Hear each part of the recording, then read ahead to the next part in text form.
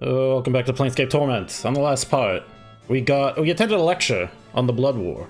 It sounds like it sucks really hard. Also, I may have shredded my vocal cords in the process. Done. It's the next day. Hopefully, I'm okay. We shall see. Warrior in training. Is there anyone worth actually talking to in here? Doesn't really look like it. Jumble Murder Sense. Oh, hey, we have business with Jumble Murder Sense. This is the cursed Requin guy. This short, balding man's orange tunic and rather sizable gut give him the look of a walking pumpkin. He is absent-mindedly patting his large paunch with a slow rhythm, as if it were a drum. The man's odd crooked smile and strange gleam in his eyes make him look a bit mad. Hello. The man gives an exaggerated, flourishing bow and presents a small card which reads only, Jumble Murder Sense, Jassect Josser Extraordinaire. He then snatches the card from your grasp and proceeds to eat it, grinning wildly all the while. I don't think I want to associate myself with this person. Mort whispers, somewhere an asylum is one barmy short. Yeah. I had some questions, Jumble. Jumble yawns and looks away, drumming on his belly with the palms of his hands. Questions? Hello? Jumble rolls his eyes, he turns to you, smirks, then bites his thumb. I'll beat them out of you if I have to. I feel like that's not gonna work.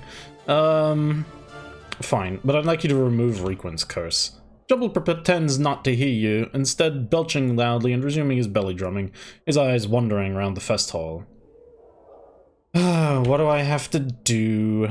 Jumble won't look at you, but shakes his head. Really, nothing. That's it, huh? Anything? Okay, fine. Bluff.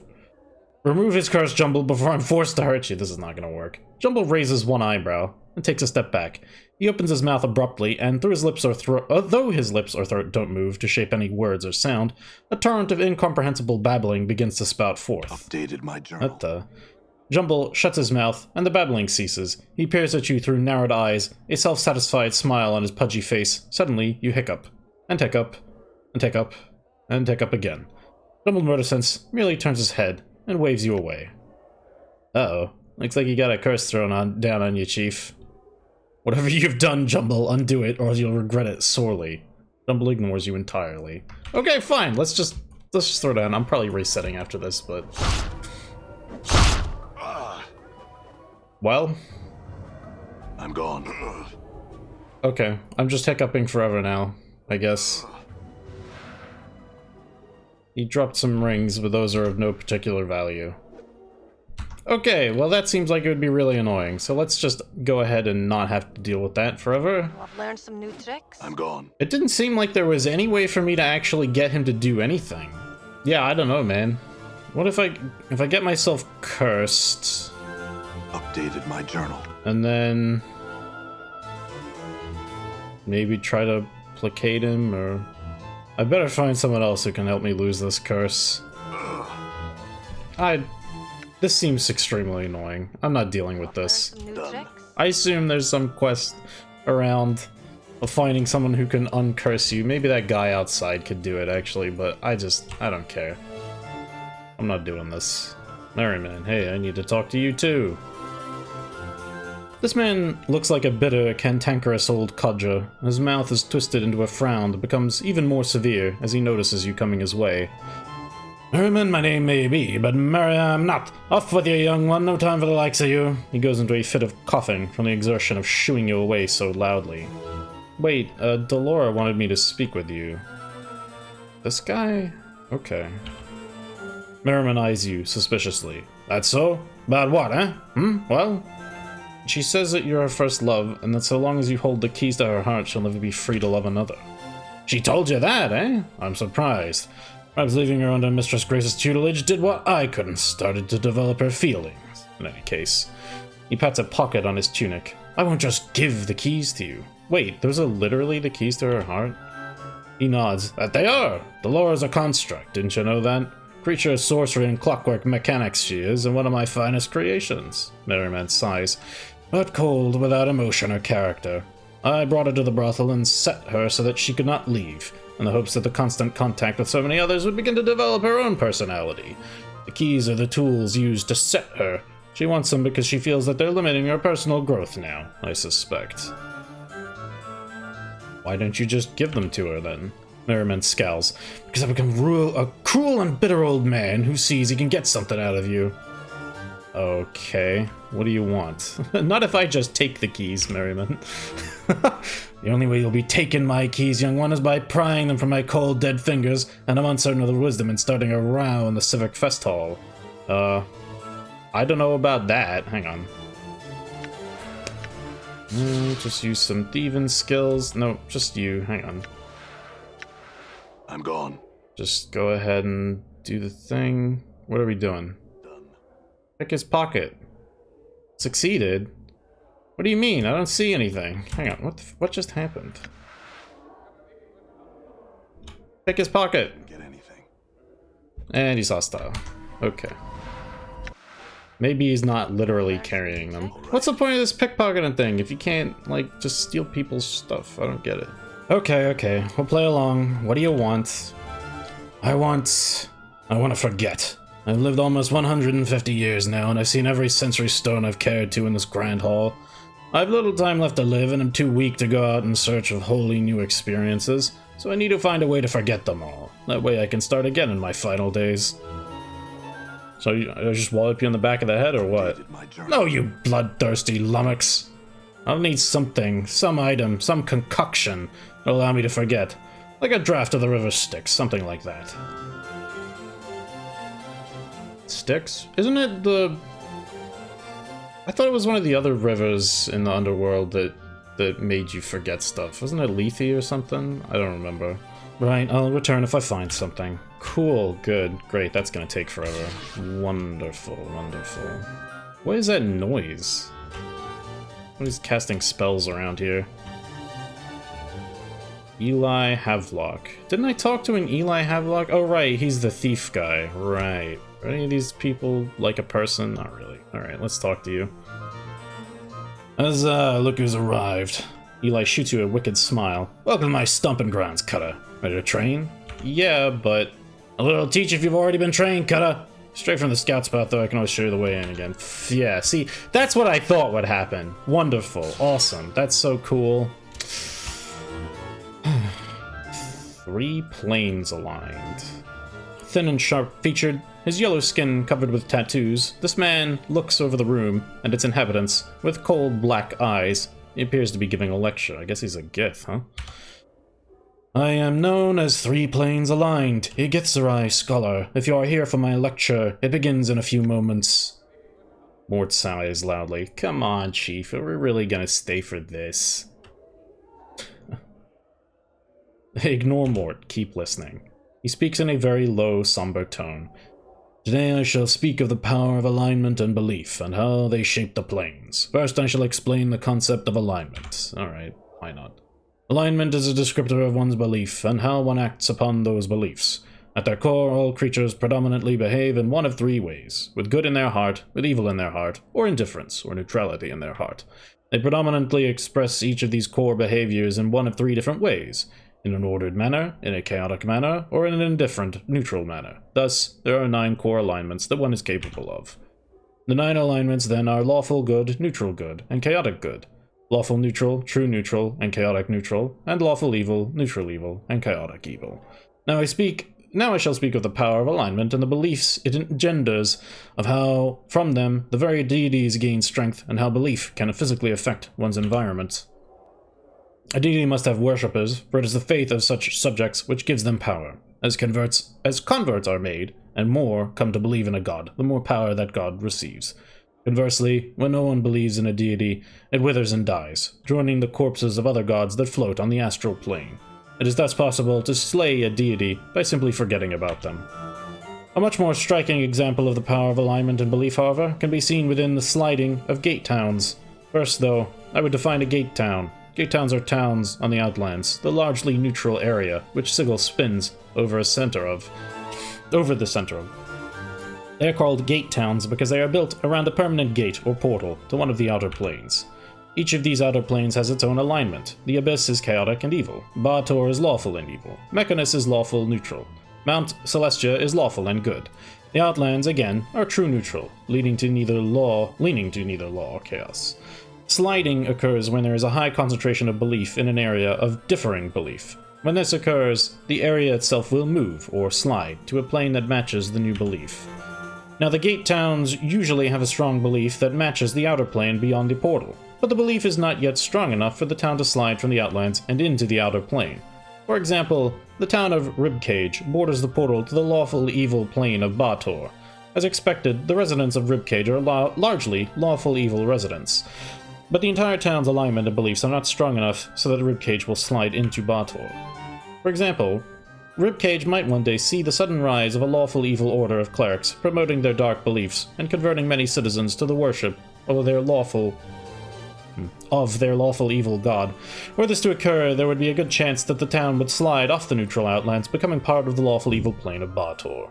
Whole layers of planes may move this way. Thus, many wars are wars of belief and faith by necessity, and the tools by which territory is obtained and held. This, then, is the power of alignment and belief to shape the planes. The session has ended. May belief guide your actions and shape the planes to your will. Farewell, all of you. Obviously, the alignment system is really important in this setting, and thus in this game. I've always had big problems with the alignment system the way it exists in Dungeons & Dragons broadly. Its importance has been, lessened over time, so newer editions pay less attention to it, which I think is probably a good thing. My main problem with it has always just been that it's ascribing static material effects to something that is very subjective. What we consider to be good and evil, and even to some extent law and chaos, are not so easily defined. They vary from person to person, and one's perspective can change what is so, Grace, what. You have any sisters? What the fuck, Mort? I'm having a fucking serious discussion here. Stop hitting on fucking my party members. You can't. What just happened? That can happen if you just stand still for long enough. Okay, well, okay. I guess we're whatever. I guess I was done with my discussion anyway. I just think the alignment system doesn't really make sense in that. Whatever. I could get more into specifics if anyone's interested, but whatever. Okay. All right, Mort. What are we doing? Thousands. Oh, okay. Give me a moment to be delirious with joy. Great, cool. Thanks for that interruption. Really appreciate that. Really helpful. Alright, let's just talk to this guy. Death's Advocate? Civilians, welcome. Please take your seats and listen to the darks of which I speak.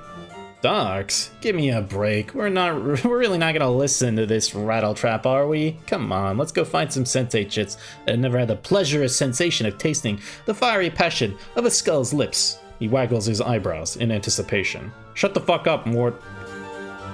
He begins by speaking with a somber tone. Death is what awaits you at the end of life's journey. He coughs slightly, then raises his eyebrows dramatically, waving his hands at the same time. Death is not an end, but a beginning. Mort whispers, beginning of more suffering. Ignore Mort, keep listening. When you die, you shall not cease to exist. No, far from it. The outer planes shall welcome you to their breasts. Their new life, one such as you have never known, awaits you there. Mort whispers, that's for sure. Shut the I'm ignoring you. Mort whispers, looks like we know where we're both gonna end up when we die. I'm not listening. He hunches over, his eyes dart back and forth.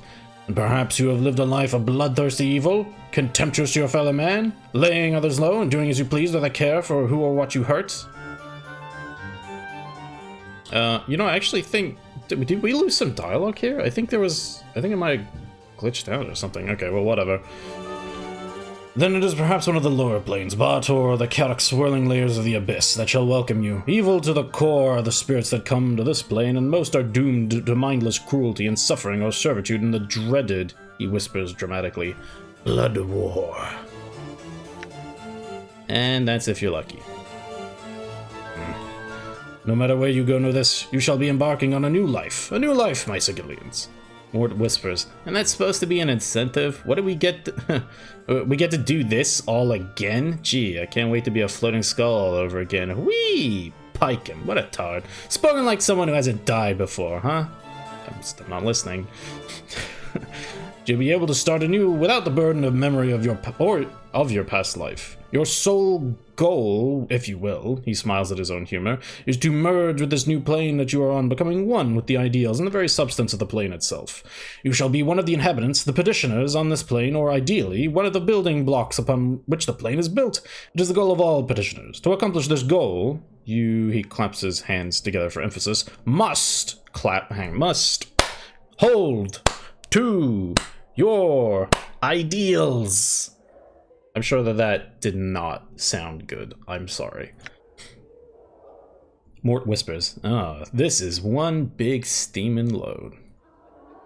Your ideals, good or evil, law, chaos, or somewhere in between. As you approach the alignment of the plane, your journey will end as you become part of the plane itself. 'Tis a glorious existence, my Sigillians. How do you know this? How do you know this, huh? You just making things up?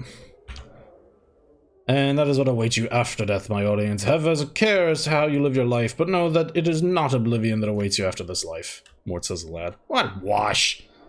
The speaker's head turns to face Mort, frowning slightly. He leans out, trying to see who spoke. A question? A question from one of the living, perhaps? Mort ducks below the lecturer's field of view, then turns to you and whispers, Go ahead, Chief. Tell him the dark of it. I have a question. He indicates for you to continue. What's a petitioner? Petitioner is what you become when you arrive on this new plane after you have died. As a petitioner, you forsake memory and past life, focusing solely on your new one. And the goal of this new one is... He waits for a response from you with a smile. Don't answer your own question. Don't presume to test me. Don't patronize me, you sod. Yeah, I mean, look, don't answer your own question. Don't presume to test me. Remain in ignorance, then. I had another question. Can a petitioner die? He looks slightly uncomfortable at this. Well, yes. How? He looks a little more uncomfortable. Well, through any of the normal means, really. Great, another death. Sign me up. There's laughter from the audience. The speaker looks angry. What happens when they die? He looks a little more uncomfortable. Well, you merge with the plane. What if the petitioner dies on a plane other than their home plane? He looks very uncomfortable. Well, then that is the end of life there. But no petitioner wants to leave their home plane, friend. He looks around, realizing he is in a trap. To do so would, be oblivion, should they really die, really. I had another question.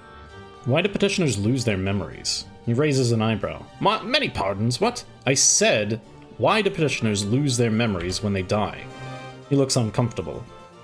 Well, you know, who wishes to be burdened with such things as memories? The audience murmurs. I do. The speaker smirks. Looking at you, sir, I cannot begin to wonder why. The audience chuckles. So why do they lose their memories? He frowns, begins to say something, then stops. After a moment, he continues, choosing his words carefully. I imagine that it is because you must start afresh, your petitioner's soul pure, when you arrive on your new plane. That's no answer. He becomes slightly angry. Do you have a better answer, my friend? Perhaps one you can share? The audience turns to face you. No, I don't. He says angrily, and it's simple enough. Don't die, friend. The audience chuckles. What determines which plane you go to when you die? Your alignment, of course. Good people are destined for the upper planes, and bad are cast into the lower planes. He rolls his eyes, clasping his hands to his heart dramatically. May the powers have mercy on their souls. What about neutral people? He raises an eyebrow. An excellent question. Excellent. What? Is this a word? No. God, wow, there's a lot of typos in this game. What? I feel like there weren't that many early on, but like it's been getting kind of bad. Alright. He turns to the audience, raising a finger. The answer is this. A spirit that has lived a life of complete neutrality with no leanings toward good or evil becomes a petitioner on the outlands, the lands that encircle Sigil. They are destined for no plane except the land that lies right outside our sky, and of which the spire is a part. What if someone can't die? He laughs. Nonsense. Everyone dies, friend. Even gods die. But suppose that someone can't die. Well, then based on what I've said, he would never reach the outer planes and never become a petitioner. I can't die. Oh, truly! Look, everyone, a rare treat. One of the great immortals has graced us with his presence. Greeting, O immortal! The audience laughs. We're gonna do this in public, just to prove a point. Be so disruptive. I can prove it. I mean, maybe it'll get us somewhere interesting. Oh, do. There's more laughter from the audience. What sport? Take heed, my audience. I think we shall have a rare display of my lecture today. Come up here, O immortal, and we shall see who is right and who is dead. Okay. Kill yourself, then get back up. The speaker turns white at this, taking a step back. By the powers. I think it's only fair that you prove your point now. Huh? The audience watches in morbid fascination. Well, now. wait, hang on. This isn't really the direction I was thinking we'd be going with this.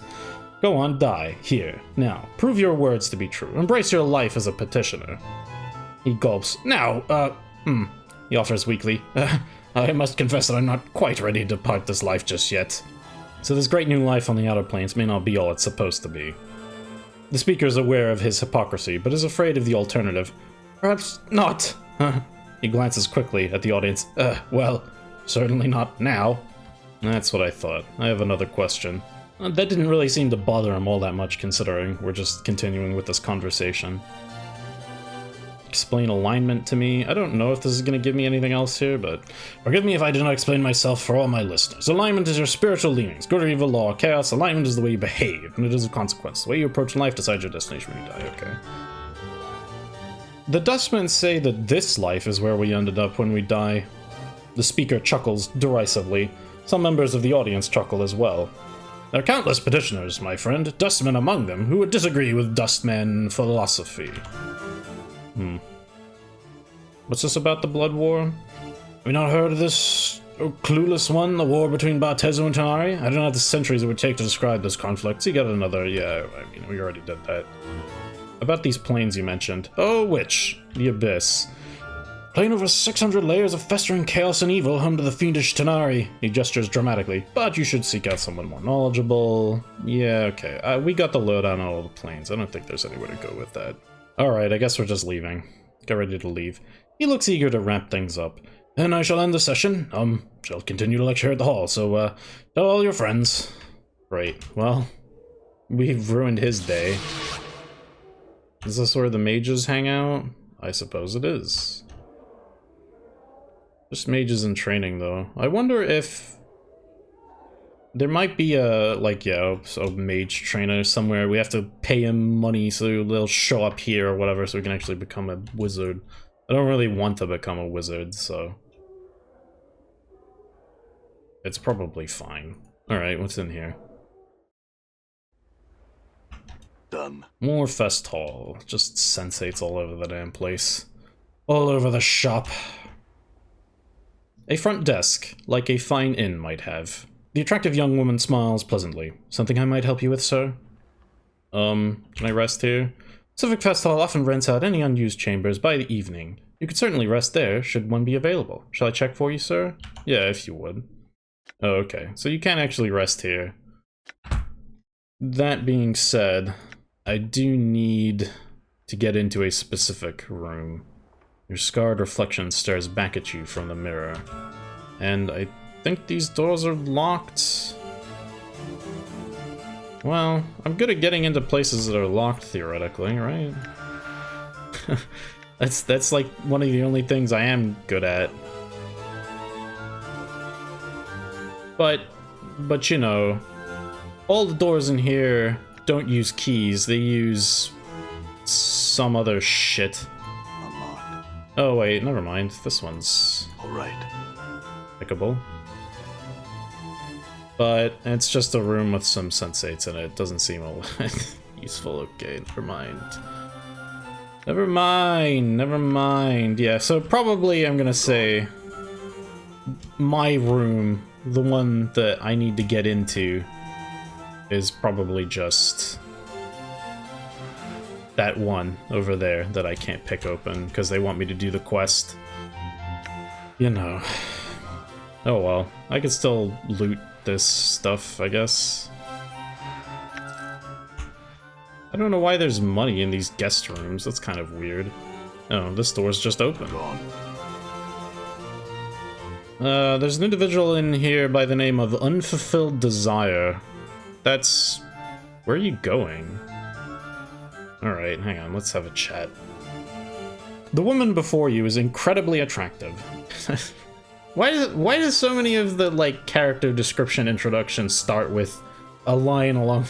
very similar to this. It feels like it's half the NPCs in the game or something. It's kind of weird, right? Or, like, I don't know, the effect of it is lessened because of how often, like, the sentiment is repeated. You know what I mean? I don't know. There's some intangible aura about her that makes you want to speak with her. As you step up to her, she glances at you coyly, then gives a knowing smile. Hello? You want something, yes? She hisses the yes, drawing it out slowly, centrally from between her teeth. I can help. Name your desire, and I shall provide it.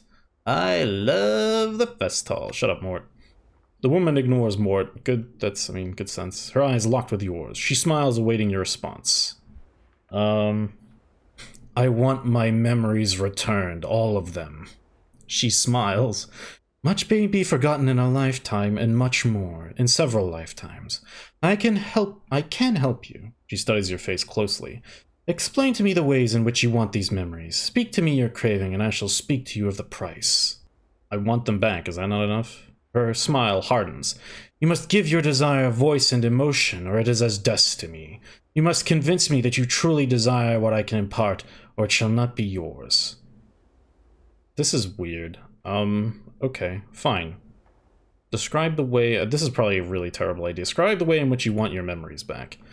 As you speak, her smile fades, and she leans forward attentively, her eyes ravaging your features as you speak. Her presence compels you to speak more than you normally would, and after a few moments, her eyes flutter closed. As she gives a sharp intake of breath, suddenly the desire for your memories begins to wane. Your want slowly drains out of you, leaving only a cold emptiness in its wake. She opens her eyes again as you stop speaking. What is wrong, traveler? Do you no longer want your memories returned to you? No. I mean, yes? What have you done to me? She seems perplexed. Whatever do you mean? Despite her innocent demeanor, you're certain something unnatural has occurred. She has somehow siphoned off some part of your desire, stolen it away from you. Stolen it away for some ghastly collection of wants, or perhaps to feed upon. As you finish speaking of your desire, you're certain it would have been lost forever to you. Come now, is there something else you want then? Tell me of it. No, I guess. I don't think that mattered. That kind of went the way I thought it would, but... Large ornate bathing tub. Container's locked. Everything's fucking locked. Money. Looks like I'm gonna have to come back here later when I've joined the Sensates, so... Why do these lead to the same place? Done. I don't know. I guess that's it for this area. You want a memory of mine, friend? I'm sure I have plenty of perfectly serviceable ones. I mean, actually, I guess I don't have a lot of memories currently, but, well, whatever. Might I become a sensate? I would like to become a sensate. First, what smell or experience involving it would you offer us? Actually, I don't have an option. I'd have no options here. I'd like to contribute one experience that involves all 5 senses. I woke up not knowing where I was, on a cold, blood-slicked iron slab in the bowels of the mortuary, a place where only the dustmen or the corpses in their care have seen. Go... Splinter nods. Go on. My entire body reeked of embalming fluid, but even the smell of that was not enough to match the coppery scent of gore around me. Dozens of bodies lie on countless bloody slabs like the one I rose from, all in the process of being gutted, flayed, and the like by nightmarish clockwork devices for reasons unknown. The only sounds were the squeals of labored metal and the unsteady tread of undead workers as they pushed the slabs around the mortuary on rusted iron tracks. He nods. A disturbing experience. I'd even left out the part about the chattering skull that flew at me as soon as I was upright. Will it suffice, Splinter? Yes, we shall go to an empty stone now to record your experience. You will then be granted access to those privileges allowed only to members of the Society of Sensations, as well as taught the sensory touch. Great. Done, I guess. We welcome you, may further journeys... We welcome you into the Society of Sensation Traveler. May May further journeys and experiences pave your road to the great truths of the multiverse. Great, thanks. Can I rest here? Yes, there are lodgings within the fest hall should you wish to visit them. Okay, whatever. That's fine. Guess that's done. That was actually really easy. In fact, it seems like you just do it no problem every time you come in here. Oh yeah, I can access their shop now, right? I'd like to buy something from the Sensate vaults. They have spells, I guess. Power Word Blind. Oh, cool. 8th level spell. I didn't know there was a Power Word Blind, to be honest. That's like the only interesting thing actually in here, though. Go ahead and level Anna up while we're at it. Yeah, whatever. Let's just make her good at sneaking in case I need more than one person to sneak. I don't know. I'm gone. Okay, this will let me in here now, right? That's how this works? Fuck. Oh. Okay, this is just different now. Whatever. What? How would she know that? Ah, forget it. The attractive young woman smiles pleasantly. Greetings, sir. She closes her eyes and flips through a large ledger, stopping at what seems to be a random page, opening her eyes once more. Ah, here's your room key. She hands you a small key. The easternmost chamber has been waiting quite some time for your return. Would you like to rest now, sir? Yeah. Sure. Oh. Well, I didn't actually want to rest, but you know what? That's fine. I guess I could use it. I want to get into the room is what I want to do. Alright, where's my damn journal, huh? Okay, something interesting going on over there. You can see a small enclosed patio through these glass doors. There's also something behind here. That's just some money. And some shelves. A shitload of scrolls. Huh. Bombing fluid, needle and thread. Random collectibles, or consumable items. And this door is rather predictably locked, but I can handle that. And here we have a dodecahedron. Huh. About the size of both your fists balled together. Wow, that's big. That's pretty big for a D20. Seems inexplicably familiar to you. Its texture is cold and smooth, but whether it's metal or stone, you cannot tell. Or wait, is a dodecahedron? No, a dodecahedron's 12-sided. Wait, is it? Now I don't remember. Is it 12 or is it 20? Kind of looks more like. I don't fucking know. Forget it. Whatever. Certain almost intangible tension runs over the object, as if it were ready to spring into the air at any moment. That sounds interesting. Can I do something with it? Literally the same description. Alright, let's examine it closely.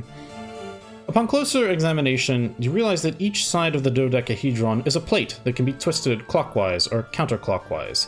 It appears to be a puzzle box or combination lock. As each of the pentagonal plates has 5 possible positions, the dodecahedron has no less than 244,140,625 settings. It would take every second of the next 77 odd years to hit all the combinations, but then you might just get lucky and stumble onto a solution in minutes. Fiddle with it a bit. As you methodically twist the cold, grey facets of the dodecahedron, a strange sensation forms at the base of your skull. Your hands seem to move of their own accord, turning the object and spinning its facets with mechanical precision. You've done this before. You knew the combinations once, and you also become aware that there's a certain danger within the object. Whether it's from simple traps or something less mundane, though, you cannot recall. Oh well, I can't stop now. In moments you have what might be the first 4 sides locked into their proper places. As you begin to twist the 5th side of the dodecahedron, you recall a cunning blade trap that would snap out to lash at a meddler's hands, slashing their wrists and severing fingers. You avoid the trap with the proper number of rotations, certain that you've made progress in the unraveling of the object's secret. Keep going. After avoiding the dodecahedron's springing blades, you slowly puzzle out the next series of facet positions. As you start to turn the 9th side of the dodecahedron, you suddenly remember a second trap. Jets of toxic gas that would form a billowing cloud of lethal, corrosive vapor around a curious meddler. You circumvent the trap with the correct amount of twists, positive that you've nearly unlocked the dodecahedron. Keep going. You circumvent the dodecahedron's poisonous gas trap and begin your work on the final facet positions. Just as you're locking the 12th pentagon into place, sorcerous runes hidden within the dodecahedron unleash a tiny storm of magical lightning. Arcs of crackling blue light run up your arms, leaving smoking trails of black, ruined flesh in their wake. After allowing your muscles to cease their spasms and picking yourself back up, you recall how to avoid that trap. After making a final adjustment to the 12th facet, the dodecahedron clicks and begins to open in your hands. The dodecahedron splits once, twice, and eventually unfolds itself impossibly into a perfectly rectangular tablet the size of a large book. Etched into its surface are a series of bizarre symbols. It looks to be a code or language that you feel should be familiar to you, but it's not. Further examination of the tablet reveals that, by twisting the pentagonal facets that are now upon the underside of the tablet, different pages may be displayed across the tablet's face. You finally realize that the dodecahedron is a tome or journal of some sort. Until I learn to read this language, I might as well just put it away. My journal. I need to learn a language! It's a bit weird that